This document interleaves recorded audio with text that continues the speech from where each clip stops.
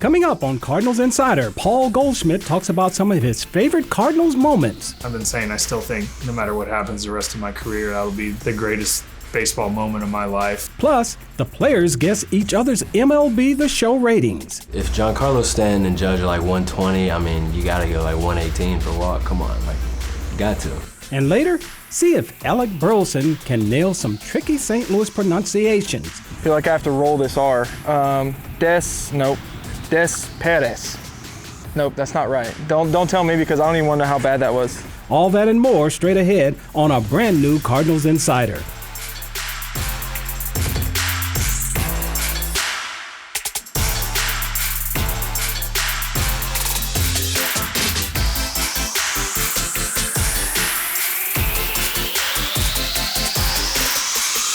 Hello and welcome to Cardinals Insider. I'm Ozzie Smith.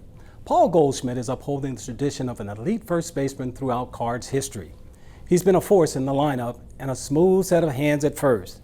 Goldie sat down to reflect on some favorite moments as he enters his sixth season here in St. Louis.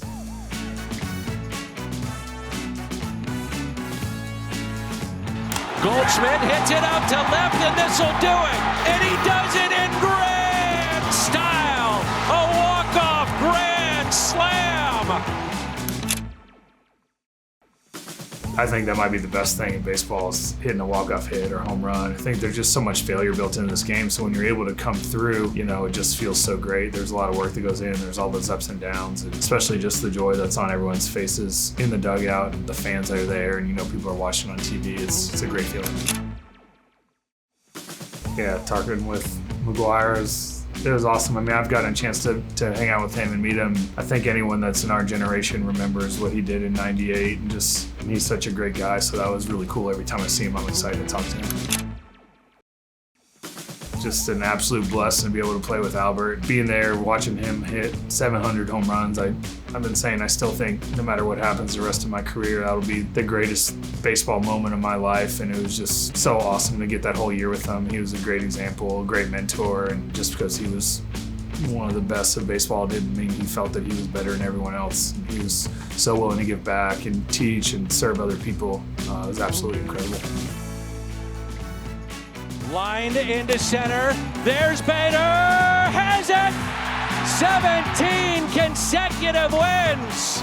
And now the St. Louis Cardinals are postseason bound. One of the best moments is getting to celebrate, clinching, the playoffs and getting an opportunity to continue, and just again to see the joy on everyone's face, I think is so cool. That's what I remember every year, is looking at a lot of the people in their eyes and just seeing that joy and knowing we were able to accomplish something pretty good, and hopefully we'll get to do it again and really have the big celebration and win the whole thing.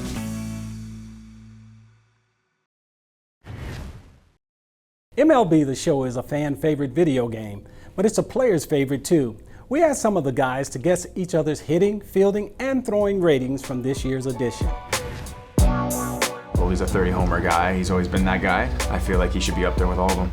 It's got to be mid to high 90s. He hit a couple 21 over the left center bullpen. Goldschmidt with a home run. There it goes. Long one into left. I think he hit one over the Berman center field. Goldie, a bomb. That is one of the longest home runs to center this year. He's hit some bombs. Goldie's got some big-time juice. What about Arenado's glove rating? Glove rating, I mean, that's 99, that's no doubt. Come on, that's the best you can possibly be. 99. Ground ball, diving play, Arenado. Catcher running, throw to first. Magnificent play from Arenado. You and Jordan play the show together. We do indeed. He's a lot. I'll say he's got me beat in the show 10 times out of 10. He's nice. He's really like that. Mason probably has me beat in speed, arm strength, and fielding. And I might have him beat in contact and power. If Giancarlo Stanton and Judge are like 120, I mean, you gotta go like 118 for walk. Come on, like, you got to. Swing and a drive. Walker has launched one. What do you call that? A J-bomb? I remember playing as a kid and then seeing myself in the video game for the first time was just unbelievable. Surprising, exciting. I remember I ran downstairs and told my dad about it. I've always created my own player, in custom games and stuff, but for me to actually be in the game, it's really special for me, really special. You and your son play. Yeah, we play a little bit. Who wins, him or you? I can't play my hardest against him, so it's gotta make it fair. We always are handicapping whenever we're playing video games or sports, trying to keep it competitive. But I got a little bit of an age advantage on him. Straight ahead on Cardinals Insider, it's not always pronounced the way it looks. Ooh, Chateau. No, it's Shodo. That's wrong. It's I think you guys are wrong. I think I'm right. Stay with us.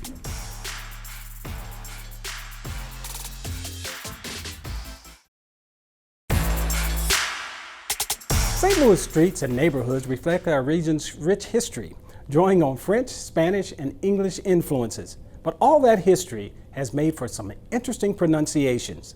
Let's see if Alec Burleson can say a few St. Louis names correctly. I'm gonna try and be because I know these are pronounced funky, so I'm gonna try and be funky with how I pronounce them. Gravo. Gravois. Gravois, okay, same thing. I feel like I have to roll this R. Nope. Des Perez. Nope, that's not right. Don't tell me because I don't even wonder how bad that was. Doherty Ferry? Doherty Ferry? It's Doherty Ferry. Doherty Ferry, okay. Okay, this one is, too many vowels going on here, I can't. Spode. Spady. What? Yeah. I know. There's no A. There's no A. No A. Is this the one you misspelled? No. Because that's not right. That's not right. Crevecoeur. Crevecoeur. Okay. Pretty good. Ooh, Chateau. No, it's Shodo. That's wrong. I think you guys are wrong. I think I'm right. Oh, this is the misspelled one. Bellefontaine. Bell Fountain. There's no. Carondelet. Carondelet, yeah. Really? All right, 1 for 20. Okay. If this one is not what it is, I might quit. I feel like there's gonna be there's an E at the end, but there's not an E at the end. Bope. Bope. Bope. Okay, that's too easy. That's too easy. I thought it was Bope, Boop, or Bope, and I went with the easiest. Bop. Some people do say Bob, yeah. Bop. Okay. I feel like I'm right in most of these. Coming up, find out what sent the Busch Stadium organist to right field. What we did is that we moved the organ, and we set up an organ down there by the right field pole, and we had a blast. I played out amongst the crowd. That story after the break.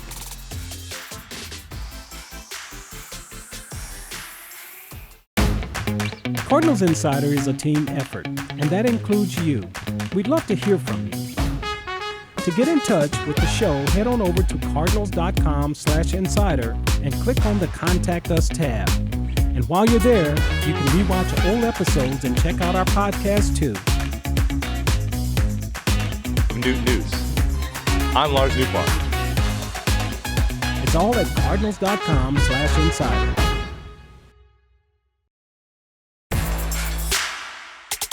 Last September, Busch Stadium organist Dwayne Hilton took his organ into the right field corner. The goal was to provide fans in the area a unique experience. And here's what it looked and sounded like. So what we did that night, it was a whole lot of fun. What we did is that we moved the organ, and we set up an organ down there by the right field pole, and we had a blast. I played out amongst the crowd. You know, I think it was even more fun. I could just feel the energy of the crowd around me, a lot of people clapping and cheering. But it was a lot of fun. You know, it was like a normal game day, you know, try to play some exciting stuff whenever guys were on base, Cardinals players were on base, or if that great catch happened to put that nice sting in. The idea actually was about 10 years ago. It was born 10 years ago. A guy by the name of Bill Kaufman, and his company, he came up with the idea. It's like, wouldn't it be great to put Dwayne out in the crowd? 10 years later, I guess it happened. So it was a whole lot of fun. A lot of people were shouting out songs. A lot of people, I could hear them clapping right there with me, cheering, and yeah, a whole lot of feedback. A lot of people came up and said hi. It was really great. So it was access. So people got to walk up. People brought their kids and got to see the organ and see what I do up close. So a lot of fun. As typical it is, I love playing just in front of the Cardinal crowd. I mean, there's no better fans in baseball. I just get a rush out of entertaining them, playing for them, playing the different stuff, hearing their responses, and I get a lot of feedback. You know, a lot of people want me to play certain songs and stuff, and I try to work that in and just being around this environment. Every now and then, the Cardinals promotion staff clears out its storage area. They call it Redbird's garage sale.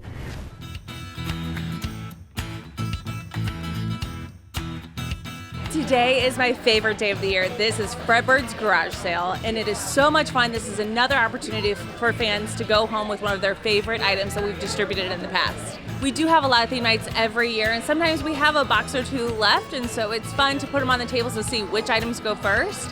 And we do have a lot of unique items as well, and even some gate giveaways that we maybe had a box or two left in storage. So whenever people buy the ticket, they're technically buying 3 tokens, and so they can exchange those tokens for 3 premium items that we've given out before.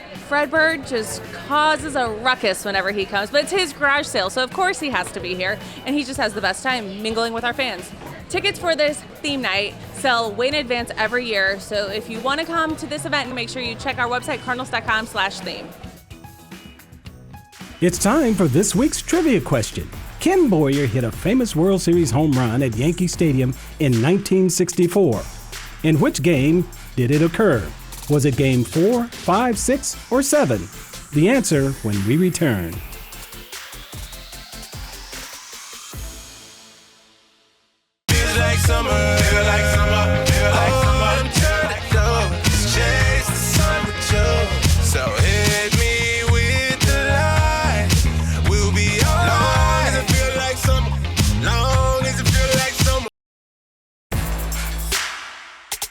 It's time for this week's trivia question. We ask about Ken Boyer's heroics in the 1964 World Series. Here's Brett McMillan with our answer. It's time for this week's trivia question, brought to you by the Palm Beaches, Florida's most stylish vacation destination. It's been 60 years since Ken Boyer and the 1964 Cardinals won the club's 7th World Series championship. The third baseman hit a famous homer at Yankee Stadium that series. In what game did it occur? The answer is Game 4. Now the World Series ships to New York. Yankee Stadium must be included in this immensity of steel and mortar. St. Louis was down 3-0 in the 6th inning, and the Yankees looked well on their way to a commanding 3-1 series lead. But with the bases loaded, Boyer flipped the script with a single swing. Boyer, who led the major leagues in runs batted in this year. There's a drive way back. It might be. It could be. It is a home run. Listen to the crowd. Boyer grew up in Alba, Missouri, a small town northeast of Joplin. 11 of his 15 big league seasons came with the Cardinals, with his grand slam in the Bronx serving as his signature moment. Thanks to his heroics, the Cardinals won the game and eventually the series, 3-2. Wild enthusiasm, which is a tribute to baseball's unflagging popularity. This is one day St. Louis will never forget. His Cardinals career produced a .293 average, 255 homers, 5 Gold Gloves, and the 1964 MVP. All that landed him in the inaugural class of the Cardinals Hall of Fame. But the story gets better, because Ken wasn't the only Boyer playing big league baseball. In fact, he wasn't even the lone Boyer playing third base in the 1964 World Series. His brother Cleet manned the hot corner for the Yankees, dividing the family's rooting interest. Cleet gets a playful nudge from his brother. But only Ken can claim an all-time great World Series home run. A signature moment in a signature season for a Cardinals fan turned Cardinals legend. For Cardinals Insider, I'm Brett McMillan. The 703 Club is Busch Stadium's newest all-inclusive area. Here's more on this beautiful new space available to Cardinals fans. Tell us what you love about the 703 Club. There's a lot of great all-inclusive options in the ballpark. In fact, we have more all-inclusive tickets than any team in baseball. Again, I remind everyone when we say all-inclusive ticket, it means your food and beverage is included with your ticket price, and you can leave your wallet at home. Everything is covered. But our new gift this year is our Budweiser 703 Club. It's kind of like Christmas when you open a gift and it exceeds expectations. That's how I would describe the Budweiser 703 Club. And I would encourage everyone to not take our word how great it is, to actually experience it. We have a limited number of tickets still available for April, and then there's tickets remaining for the rest of the year. So I would encourage everyone to purchase tickets and enjoy the experience. Well, Joe, I know everyone's wondering, but what's on the menu at the 703 Club? Yeah, that's what's a little different in the Budweiser 703 Club than the other all-inclusive tickets. In lieu of a buffet, we have different stations where you can try different food. And you're going to go in here and you'll have fresh made pasta made right in front of you. You'll have stone-fired pizza straight out of the oven. You'll have ice cream, you'll have nachos, you'll have salad, you'll have shrimp. So number of great options, and then of course a fully open bar. The seats are a little different. There's an indoor area to eat. It's open seating in there. And then when you go outside, those seats look a little different than the rest of the ballpark. There's also a table. Tell us the particulars about those seats. Yeah, you're exactly right. We're testing a new seat that, quite frankly, it's a mesh seat that's going to be more comfortable, especially in the summer here when it's really, really hot. And you're exactly right. We've also added a table, so you don't have to have your food in your lap. You can sit it on the table and enjoy the game. So there's more space in this club than we have in any other club. When we return, I'm answering one of your questions. It's Ask Ozzy, and it's up next.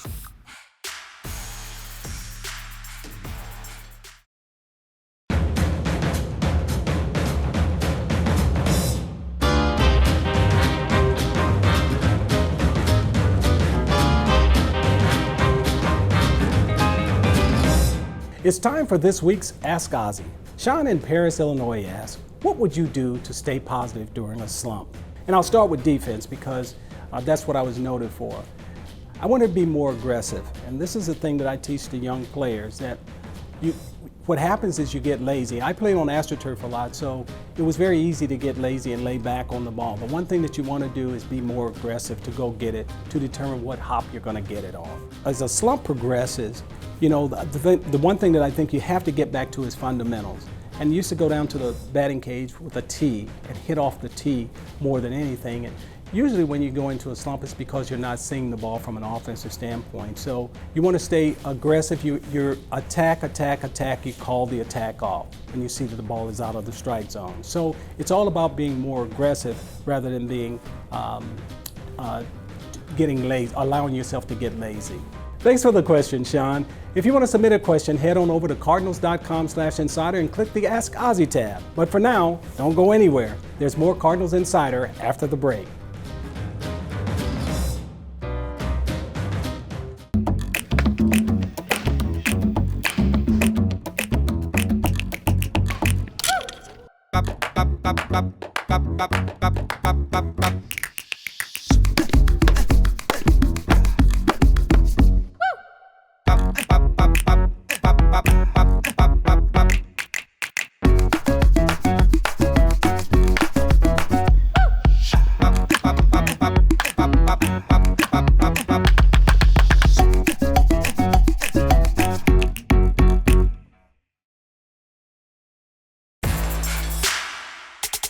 Brendan Donovan is a super utility player, ready to man the infield or outfield on any given night. The South Alabama alum's hustle has endeared him to the fans. Let's take a look at some of the third-year players' highlights in this week's Redbird Reels. Walk through the fire, numb to the pain. Flame take me higher, bring down the rain. Drive and desire, calling my name, calling my name. Glory's the aim. Number 33, Brendan Donovan.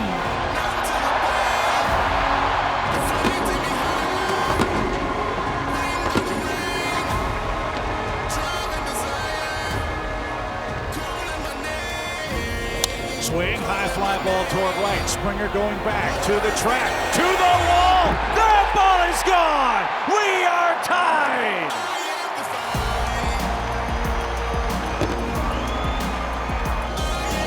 Swing, high fly ball hit deep to right. Soler going back. Track ball. That's going to carry out. Donovan homers to tie the game. Here's a line drive. Diving catch by Donovan at second.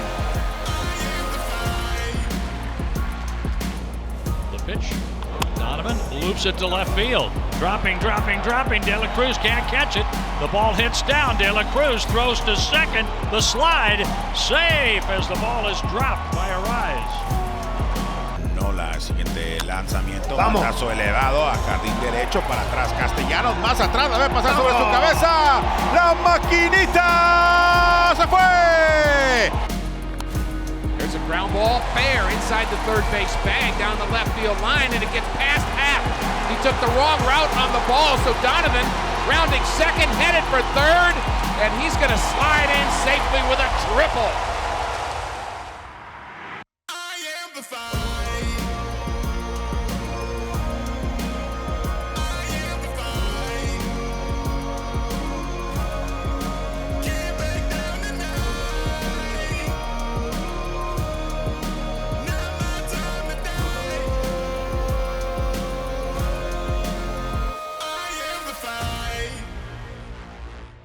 That's it for this episode. You can always catch us online at cardinals.com/insider or watch full episodes on YouTube.